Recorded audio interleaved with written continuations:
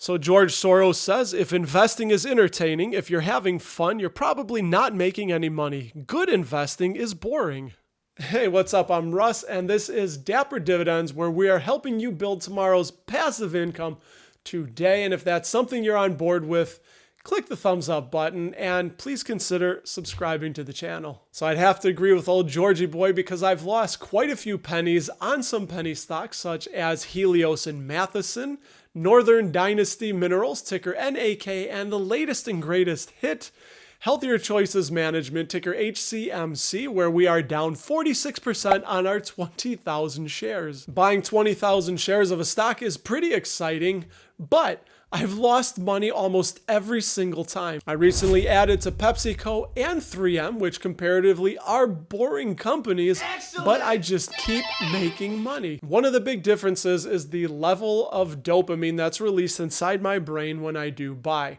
So we're going to take a look at 4 ways that Robinhood is hacking your brain. In her book, Dopamine Nation, Anna Lembke reveals 4 triggers of dopamine release in the brain. The first trigger of dopamine release in the brain is anticipation of reward. You know how when you're on Robinhood and you get that free stock, and if you get a friend to join, you can also get a free stock? Same thing for Webull. Well, that is anticipation of that sweet, sweet reward, which could be a share of Apple or Amazon, but it's probably going to be more like Ford or Teva Pharmaceuticals. The second trigger of dopamine release is getting the reward. When you get that free stock, when you do the scratch off and you see what you've got, that's a trigger of dopamine release in your brain. So Robinhood used to use confetti when you bought a stock, which was totally playing into the gamification, but they removed and replaced that at their IPO. The third trigger of dopamine release in the brain is a rich and complex environment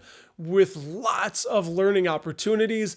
There are thousands of stocks and cryptos and options on those stocks. There's a ton of ways that you can learn. And when you're a beginner, it's such a universe that you have to explore and it can be overwhelming, but there's always something to learn. So that's another trigger of dopamine release in the brain. And the fourth and final trigger of dopamine release in the brain is a highly randomized environment where basically 50-50 is the maximum situation where dopamine is released. So think of sports. Anytime you watch sports or gamble, it's always a 50-50 proposition. One team is going to win. When you place a bet, you're either going to make money or lose money, or occasionally you can draw.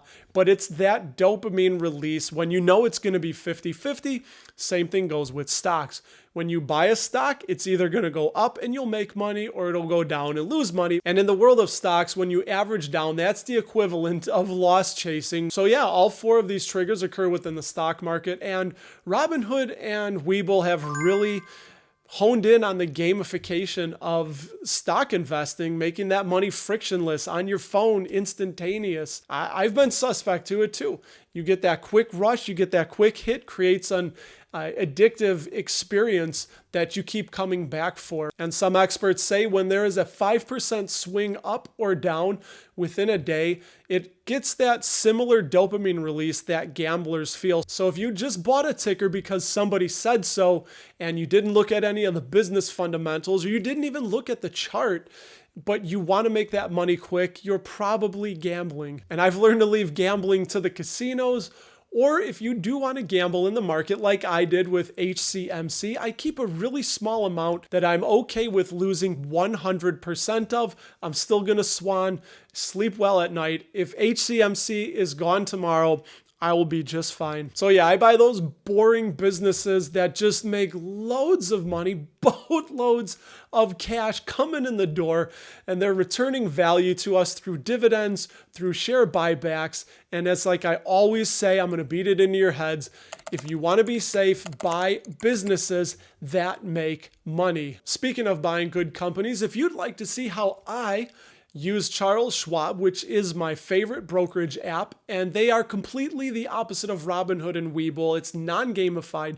They have a ton of free resources, and I can't speak well about them enough, but getting to be familiarized with the app, it's not as sleek of a user experience as Robinhood. So I put together a video right here that you can check out where I'll show you how I bought my cheap, quote unquote, cheap dividend stocks there. So be safe out there, and I will see you in the next video.